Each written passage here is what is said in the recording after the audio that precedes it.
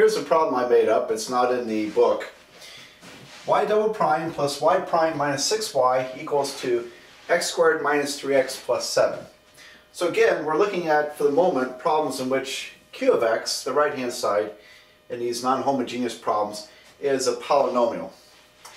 Well, this would be d squared plus d minus 6 operating on y equals to x squared minus 3x plus 7. And here the idea is that we can factor this.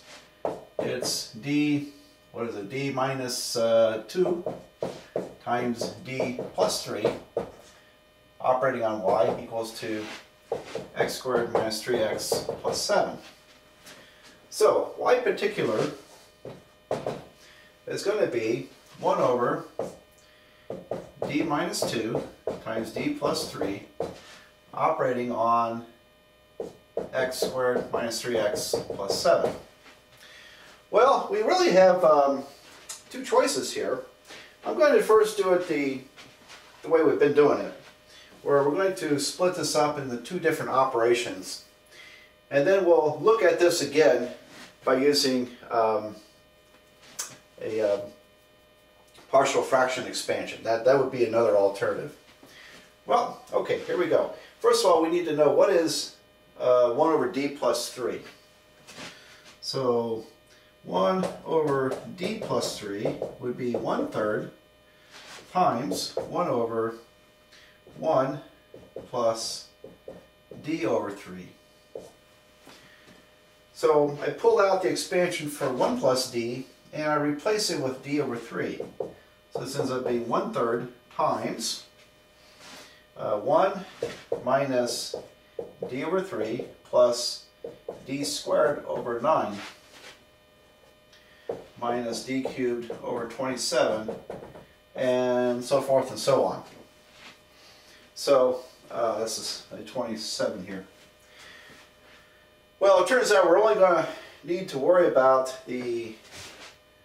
up to the second derivative, because the third derivative is going to be 0. So all I have to worry about is this part right here. While we're at it, let's go ahead and work on 1 over d minus 2. So 1 over d minus 2 is negative 1 over 2 minus d.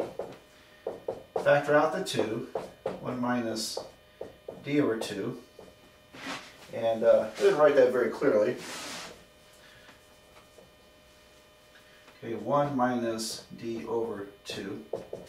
So this would be minus 1/2, parentheses, 1 plus d over 2 minus, plus, these are all pluses, d squared over 4 plus d cubed over 8, and so on. Okay, and like before, we're probably only going to need to worry about the second derivative. Well, we'll find out. Okay, let me erase the middle here and we'll wrap this problem up. So here's our operator expression for y particular, and I'm going to bring this over here. 1 over d plus 3 is 1/3 times the operator 1 minus d over 3 plus d squared over 9. Like I said, we only needed to go to the second derivative because this is a second degree polynomial. Whoops, telephone. Sorry about that. I didn't realize the telephone was that close to the camera. I hope it didn't. If you had headphones on, I hope it didn't knock you out of your seat. I'll try to keep the telephone a little further away. All right. So where were we? So we have this 1 over d minus 2, which we'll use later. We turned 1 over d plus 3 into this polynomial using the expansion, and it operates on x squared minus 3x plus 7. Alright, so the 1/3 is just a constant. It just comes out here. So times 1 over d minus 2. And here we go. This would be 1 times this polynomial, so that's x squared minus 3x plus 7. Minus 1/3 the derivative. Okay, so the derivative is 2x, so it's minus 2/3 x. Minus 3 times minus 1/3 is going to be plus 1, and the derivative is 7 to 0. Then we have d squared over 9. This second derivative is 2x times 1/9. I'm sorry, the second derivative is going to be 2 times 1/9, so that's plus 2/9. There we go. So let me erase this, and I'll combine these terms together.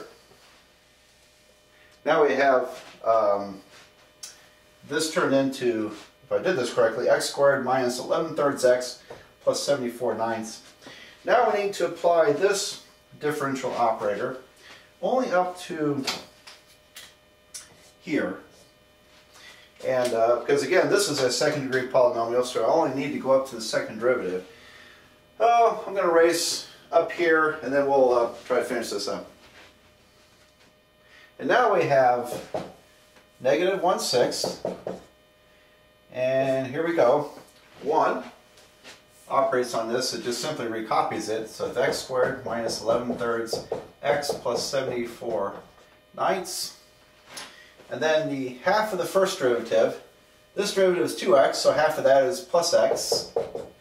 And then minus 11/3 times a half is minus 11/6. And then this derivative would be 0, so I don't have to worry about that. And then we have the second derivative of this polynomial is simply going to be 2 over 4, which is 1/2. 2/4 is 1/2. So let's combine that together, and minus 1/6 times x squared.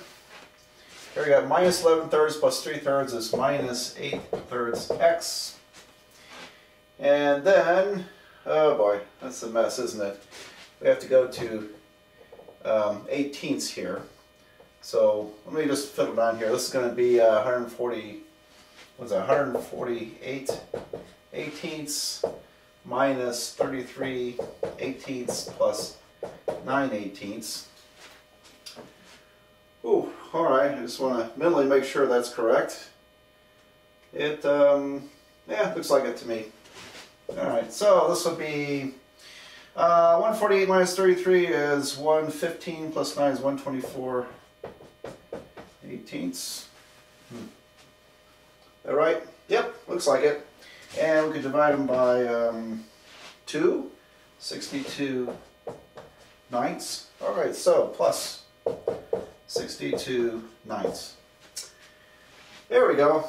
And if we want, we could factor out a 1/9 and get something maybe a little bit cleaner.